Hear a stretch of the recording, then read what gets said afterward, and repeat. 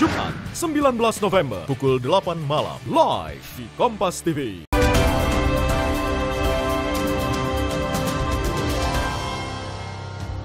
Terima kasih Anda masih di Rosi. Tema kita di bagian ini adalah polemik Permendikbudristek khususnya frasa tanpa persetujuan korban. Ini lagi-lagi menjadi sebuah perdebatan. Mengapa susah sekali kita bahkan untuk menemukan satu kalimat yang ingin memberikan rasa keadilan dan perlindungan pada korban, dalam hal ini perempuan. Rela nggak kalau frasa tanpa persetujuan korban itu dihapus saja? Frase tanpa persetujuan korban tetap harus ada karena hanya di frase itulah nasib keadilan untuk penyintas kekerasan seksual dipertaruhkan. Sudah terlalu banyak penyintas kekerasan seksual yang dituduh menikmati aktivitas kekerasan seksual yang ia alami. Sudah terlalu banyak penyintas pelecehan seksual yang dituduh, oh lo nggak ngelawan sih, lo rela masuk ke ruangan dosen lo ketika lagi sepi gitu ya, padahal dia lagi dijanjiin untuk bimbingan skripsi gitu ya. Dan hanya dengan frase itulah gitu kita mempertaruhkan keadilan untuk korban. Kalau itu tidak disetujui oleh FAT, maka apa kalimat yang ideal untuk melindungi korban? Pertama kita harus sepakat bahwa korban kekerasan seksual itu bisa laki-laki bisa perempuan. Ya. Artinya siapapun yang rentan itu rentan tuh dalam hal apapun ya, karakter, relasi kuasa, dia bisa menjadi korban kekerasan. Jadi semua harus dilindungi gitu ya. Nah, kan semangatnya adalah semangat melindungi siapapun yang menjadi korban juga, dan semangat kemudian memberi sanksi, menghukum siapapun yang melakukan tindak kekerasan seksual. Nah, inilah yang sebetulnya didefinisikan. Kan ada semangat untuk menghukum ini ada pada bagian sanksi, ada bagian yang lainnya. Nah, rekomendasi saya adalah semangat untuk melindungi korban itu harus berada dalam satu pasal yang dijelaskan bagaimana itu dirinci secara lebih detail gitu ya, apa saja yang harus dilakukan. Tapi memang yang menjadi sumber polemik adalah frase tanpa persetujuan korban. Maka frase itu ya dengan segala ya kan mekanisme dalam demokrasi gitu bisa ya dikontestasikan ide itu. Kalau banyak yang tidak setuju dan merasa bahwa itu multitafsir, saya kira ya harus legowo juga untuk menghapuskan.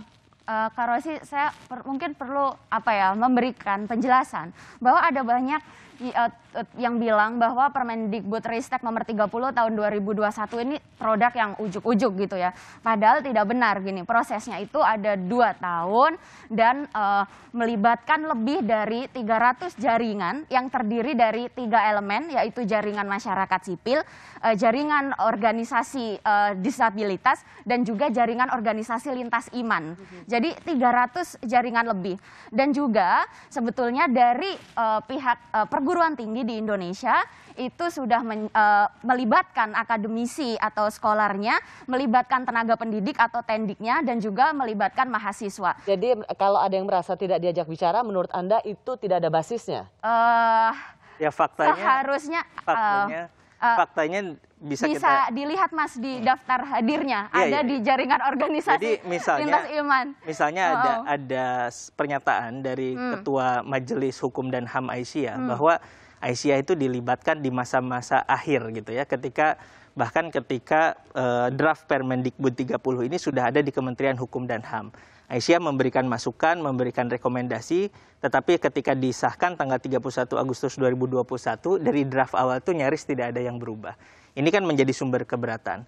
Nah, kemudian kan ada tuduhan, yang tidak setuju itu berarti pro pada kejahatan seksual, kekerasan. Yang tidak setuju berarti berpihak pada predator seksual. Enggak juga. Kalau kita lihat Aisyah misalnya track recordnya, mereka bahkan sejak bertahun-tahun sebelum Permendikbud ini ada, punya pos bakum, pos bantuan hukum untuk korban. Jadi kenapa kok susah sekali sih rasanya kita menemukan atau bersepakat untuk melindungi korban, apakah itu laki-laki atau mayoritas atau perempuan, terutama anak-anak. Kok alih-alih kita ingin memberikan rasa keadilan, kok susah banget hanya dengan kalimat saja kok kayaknya keberatan. Menggarisbawahi sebetulnya problemnya ada 3 ya. Satu problem prosedural. Jadi proseduralnya dikeluhkan diantaranya oleh Aisyah, oleh Muhammadiyah bahwa tidak diajak bicara. Tidak diajak bicara dan tidak dilibatkan secara proper.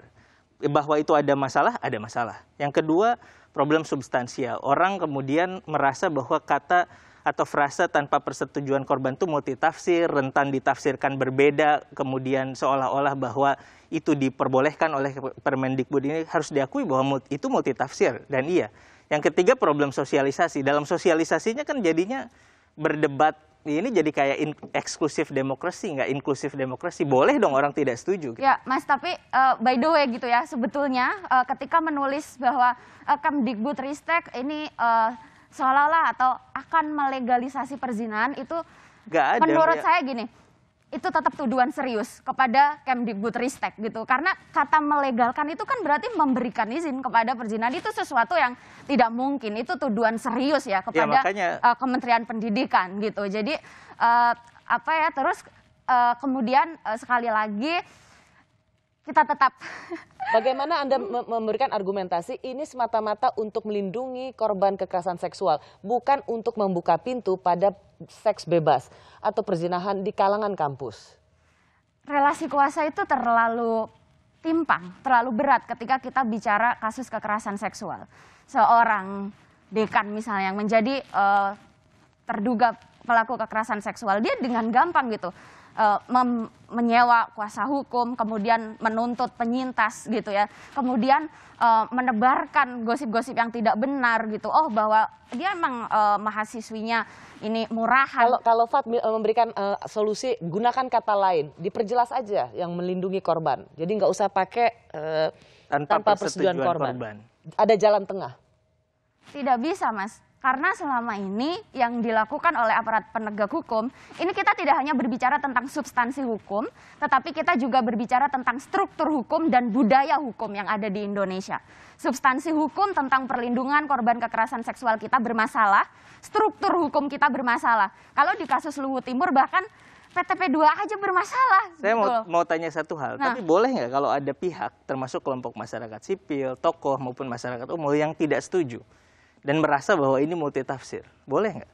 Tidak apa-apa, oleh karena itu kita berdebat secara intelek di acara ini. Nah, itulah sebabnya ini sedang dikontestasikan. Jadi tidak ada yang salah sebetulnya dalam proses ini. Saya mencatat 3, tadi itu problem yang ketiga adalah problem sosialisasi.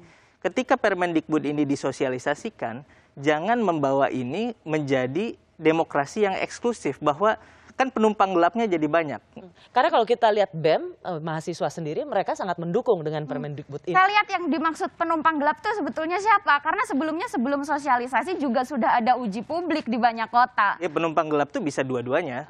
Penumpang gelap bagi misalnya yang setuju itu adalah mereka yang misalnya menganggap bahwa yang tidak setuju itu pro terhadap kekerasan seksual, pro terhadap kejahatan seksual, kan penumpang gelap yang menuduh begitu. Begitupun sebaliknya, penumpang gelap di pihak yang kontra menuduh bahwa Mendikbud atau Kemendikbud melegalisasi perzinahan, kemudian punya agenda liberalisasi dan lain sebagainya. Nah, inilah yang sebetulnya harus kita selesaikan bersama di dalam fase sosialisasi ini. Oke, tapi intinya sebenarnya menurut Anda ini adalah fase yang penting dan tidak bisa dihilangkan. Tidak asing sebetulnya di dalam hukum positif di Indonesia gitu. Ketika kita punya barang kita diambil paksa oleh orang lain tanpa persetujuan kita, itu pencurian. Ketika tanda tangan kita dipakai oleh orang lain tanpa persetujuan kita, itu namanya pemalsuan tanda tangan gitu. Jadi ini sebetulnya adalah frase yang sangat baku. Kalau atas konsensus bersama tanpa persetujuan itu tetap menjadi aturan di Permendikbud, apakah Anda juga akan bisa terima? Ya, bisa saja ketika misalnya memang sudah terbit. Ya kan sekarang sudah kan minta direvisi kan, minta diubah. Permintaannya direvisi. Kalau misalnya itu tetap jalan terus, apakah Anda juga bisa menerima sebagai bagian dari kesadaran kita memberikan keadilan pada korban kekerasan? Begini, ketika sebuah peraturan, apalagi seperti peraturan menteri ya, sudah diterbitkan, maka ketika ini fasenya fase disosialisasikan, publik boleh tidak setuju. Ya. Dan inilah yang sedang dilakukan juga. Anda berharap itu direvisi? Iya. Anda berharap? Tetap lanjut dan segera semoga pejabat perguruan tinggi di negeri ini segera membentuk satgas sesuai dengan Permendikbudristek 30 2021. Terima kasih Kalis, terima kasih Fat. Kita akan banyak lagi berbicara soal tema-tema yang lain. Saya berharap bisa ketemu lagi dengan kalian berdua. Pandangan patriarki membuat banyak perempuan dalam berbagai peristiwa seringkali berada dalam posisi yang lemah, termasuk di mata hukum. Seperti dalam kasus Ibu Valencia yang dituntut 1 tahun penjara karena memarahi suaminya yang sering mabuk. Kita butuh aturan yang lebih mendorong perlindungan perempuan dari tindak kekerasan. Juga penegak hukum yang memiliki perspektif memberikan keadilan pada korban. Dalam hal ini perempuan. Terima kasih sudah menyaksikan Rosi, tetaplah di Kompas TV, independen terpercaya.